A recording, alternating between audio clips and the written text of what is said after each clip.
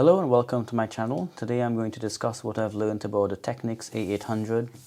This is a brand new release from Technics, a brand which is legendary in the world of professional DJing. So, it comes in a nice box which very much looks like boxes from another famous brand. It didn't come plastic wrap, but it came in this plastic bag that you saw me take off. You'll appreciate this if, like me, you like to keep the boxes of the things that you still own. So, there are two small pieces of tape on the back which act as a seal, and the box opens upwards as normal. Inside we find the headphone case and some books and stuff down there which, well, you really don't need if you've already seen a few videos of this pair of headphones online. So the case feels nice and soft, but unfortunately I don't think this feels very durable. From my experience, this kind of material is going to pick up scratches and things really easily, so long term I think it's going to look pretty bad. I also don't really like the shape of it. I prefer the completely symmetrical shape of the Sony XM4 box, which I have here. I can show that to you. There we are. So that's a box for the XM4s, and it's just symmetrical on all sides. Now this probably is a bit smaller because of this shape, but I don't know. I just find it more difficult to put into bags with this shape than this shape. I know exactly where this shape is going to fit. This one is always kind of questionable. So, I should mention there isn't a loop anywhere either that you can use to hang it onto your bag strap for external carry. So, inside we find the headphones themselves, there, and a neat little space here to store the USB charging cable, the 3.5mm headphone jack, and also a flight adapter. These all come with the headphones, thankfully. And I want to point out that the USB charging cable has a good bit of length to it. Yeah, it's not those stupidly short things you get with, say, the Bose, I think. I think the Bose came with a really short cable. Anyway, so the headphones themselves have a very angular design. That's the best way I can describe it. It kind of looks like a military vehicle with all these like sharp edges and corners and so on. Some may like it, some may hate it. I guess it really depends on you. They look more rugged and more utilitarian than the XM4s, and I'm pretty sure they're stronger. They look stronger. When you extend the arms, there's a bit of metal there that you can see exposed, just like on the XM4s. And the mechanism is nice and firm and sturdy. I don't think you'll have any problem with these going, breaking or something fairly quickly. You can see some microphone ports on the front, one on either side, to pick up your voice. There are also some holes up here, which I believe would also have microphones behind. Yeah. Now the controls for these headphones are all on the right cup, which is great because you can do it all with one hand. Now it's a combination of touch controls and buttons. The touch controls are on the side here, so you can play and pause. Can you play and pause? No. You can turn the ANC on and off using the tapping. Yeah, play and pause is actually done by a physical button, as is the volume up and down and power. Then you have a USB-C charging port and your 3.5mm port. Now, one nice thing that this headphone does that no other pair I've found so far does is it tells you the battery level every time you power on and power off. So as you can see right now, it is powered on, or the blue light is flashing. So if I turn it off and put it near the mic,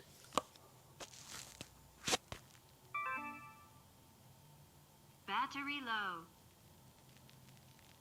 See, and it tells me my battery is low. So if I had just been using this, I'd know that I need to now put these on charge instead of just putting them back in the case. So next time I want to use them, they're fully charged. Now let me turn them on again just to see if we get a...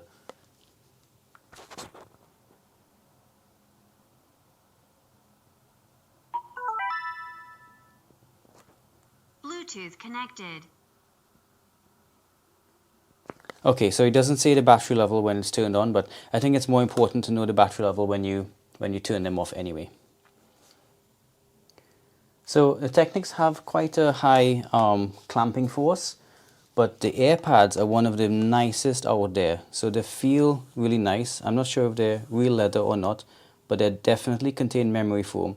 As you can see when I press it down, it takes a little while to relax back into shape. These are super comfortable on my head and they're super soft. So as a result of that, despite these not being the lightest pair of NFC headphones, they're definitely one of the most comfortable that I've tried. Now, talking about the ANC on these, now I don't have any fancy equipment to test the ANC, but I do also have a pair of Sony XM4s, and these compare very favorably to those. There might be slight differences, but I think you're really splitting hairs at that point. The ANC is good enough on either of these.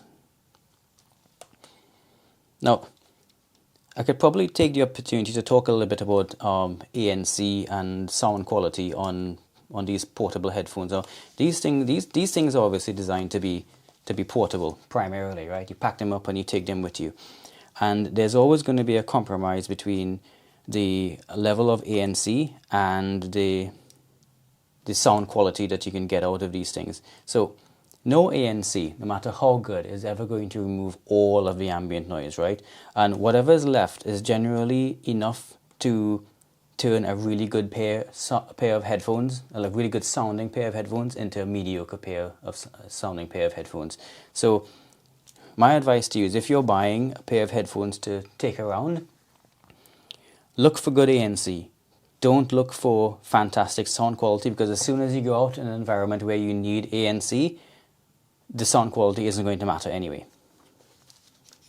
Okay, so now, as I've said all that, let's talk about how these sound. Now, I'll tell you now, I was really disappointed in how these sound, but I'll go through the process and tell you how I came to that conclusion.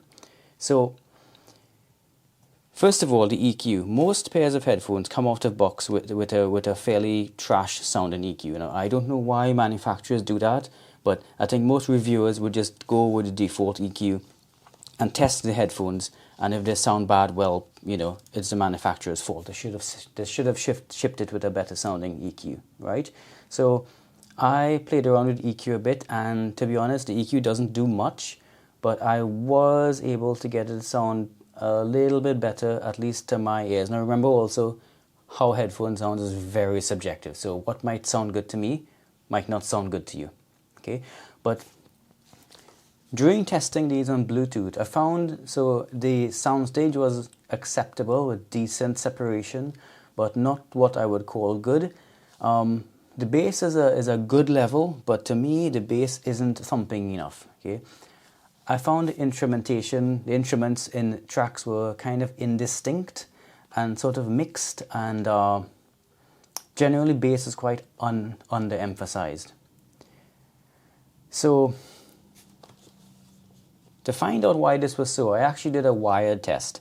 I used my USB DAC and set the equalizer as shown, and I played music using this setup.